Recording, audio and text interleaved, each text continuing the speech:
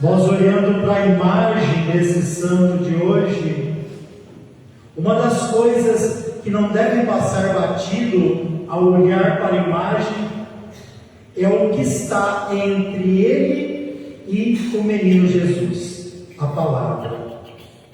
Santo Antônio, na imagem dele, ele sempre carrega a Bíblia, a palavra de Deus.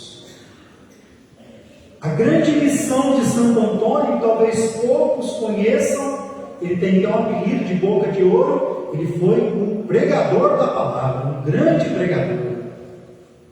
Ele está de sandália e com um hábito marrom, para dizer que ele é franciscano.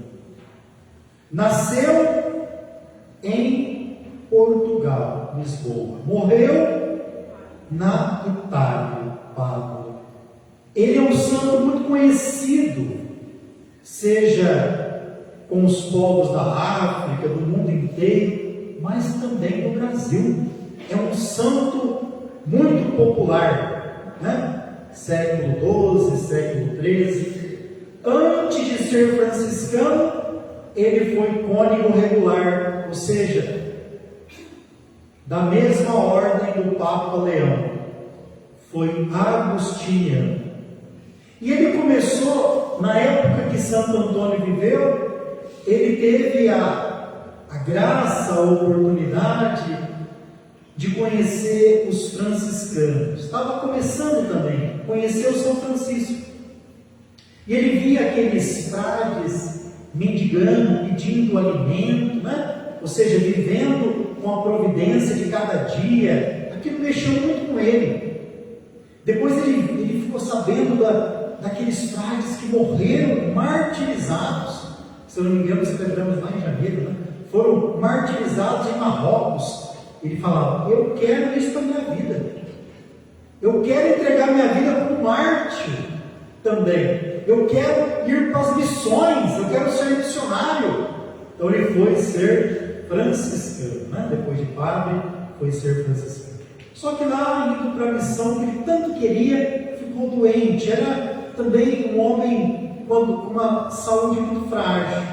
Teve que voltar. O navio acabou parando pelas regiões da Itália. Então a sua grande missão aconteceu na Itália. França também, mas na Itália. De modo muito simples, só que um grande pregador. Ele era conhecido por isso. Foi o primeiro professor de teologia dos frades franciscanos. Um dia, numa ordenação de um padre, o padre queria pregar no veio.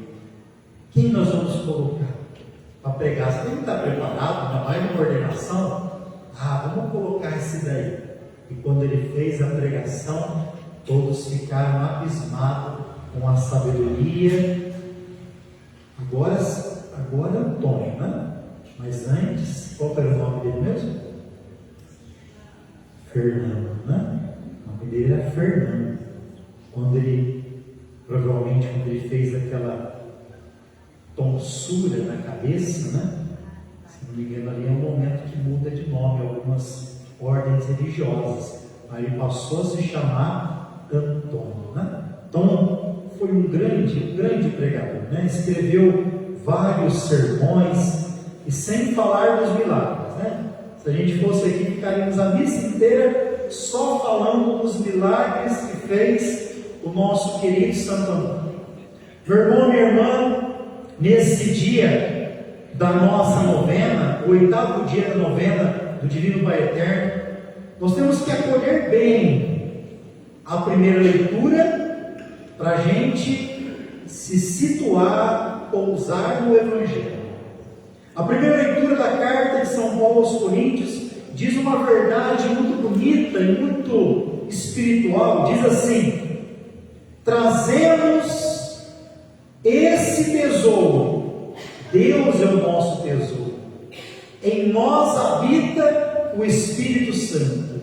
Trazemos esse tesouro em vasos de barro, que somos nós, é a nossa humanidade frágil, que quebra, pecadora. Então essa frase vai nos ajudar a entender o Evangelho de hoje. Trazemos esse tesouro em vasos. Vai, Deus, que é infinito, onipotente, onisciente, onipresente, quis habitar em nossos vasos de barro. Depois diz assim: somos afligidos de todos os lados, né? Quem que não passa por tribulação, por aflição, mas não vencidos. O seu vaso de barro, ou seja, ele vai receber a aflição, a tribulação. Só que nós não somos vencidos por essa angústia, porque dentro dessa fragilidade está Deus, está Cristo, que já nos deu a vitória. É posto no nosso caminho entre nós os maiores apuros. Quem de nós não passa e já não passou e não passará por apuros? Mas sem perder a esperança. Nossa esperança está em Deus. Estamos no ano da esperança, peregrinos de esperança, perseguidos, não desamparados. Deus não desampara a gente. Derrubados, não aniquilados. Agora presta bem atenção nessa frase, né? Para você entender também como sua vida vai se configurando com a vida de Cristo. Por toda parte, levamos em nós mesmos os sofrimentos mortais de Jesus, para que também a vida de Jesus seja manifestada em nossos corpos. E nós nos perguntamos, né? Como que a vida de Jesus se manifesta em nós? Não só nos santos, né, que tiveram chagas, como São Francisco, São Padre Pio, Santa Rita. Não só nessas chagas, mas como que a vida de Cristo também se manifesta em nós. O Evangelho de hoje, ontem foi o quê? Não matarás. Ontem. E Jesus vai falar que matar não é só matar com um revólver, com uma faca. Matar, a gente mata de outras maneiras. Hoje o Evangelho: não cometerás adultério. Aqui Jesus abre de novo mais o leque. Eu vos digo: todo aquele que olhar para uma mulher, para um homem, com desejo de possuí-la, já cometeu adultério com ela no coração. Portanto, existe um adultério que passa pelo olhar, com o olhar possuidor, e toma o coração. O olhar pode ser educado, e hoje nós vivemos na era do olhar, né? Seja o olhar nas mídias, pelo celular ou outros meios. Nosso olhar hoje ele se tornou muito poluído, muito erotizado. Por isso que nós temos crianças que já quase nascem, né, nesse ambiente. As nossas crianças, na fase de adolescência, vai ser acelerada cada vez mais. As nossas crianças vão, e por influência também, ou pelo deixar muitas vezes das famílias, que esquecem que a escola tem a sua função, mas a função dentro de casa ninguém pode substituir. As crianças vão se tornando cada vez mais erotizadas, seja na dança, seja no ver, seja no vestir. E a gente vai achando isso meio que normal. Depois, quando acontece aquilo, você tem que lembrar de como que ela foi criança, antes de você reclamar, se desesperar pelo que vai acontecer. Você lembra como que ela viveu a infância dela, talvez erotizada, para nós convivermos aqui ou dentro da sua casa, a gente aprendeu a olhar para a mãe, olhar para a irmã, e a gente precisa educar o nosso olhar para viver em sociedade. Senão, esse nosso olhar também será um olhar adúltero, que pode nos possuir, e deixando o nosso coração assim, doente. Se teu olho direito te leva em ocasião de pecado, arranca ele, joga longe de ti.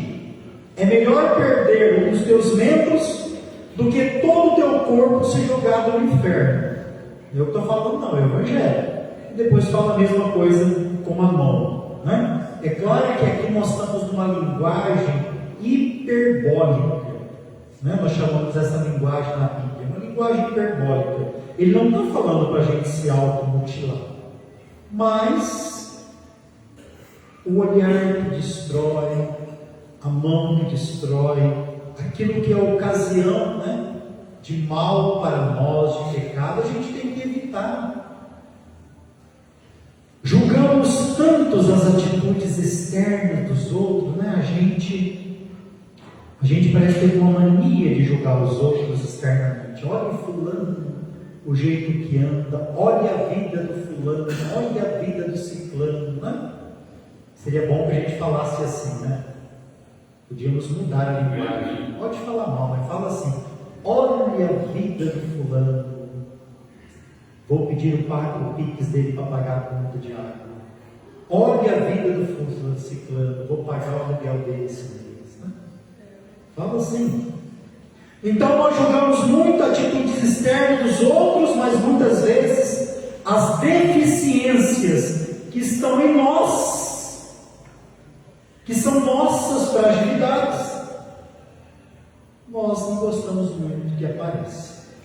Por isso necessitamos da ajuda de Deus. Primeira leitura de hoje. Peça a ajuda de Deus como um oleiro para trabalhar no nosso barro, na nossa fragilidade, naquilo que nós sabemos que nós somos mais frágeis, as nossas deficiências. Meu irmão, minha irmã, ofereça hoje o seu coração. Ofereça hoje as suas deficiências, fragilidades que você conhece. Oferece ela hoje para Deus cuidar.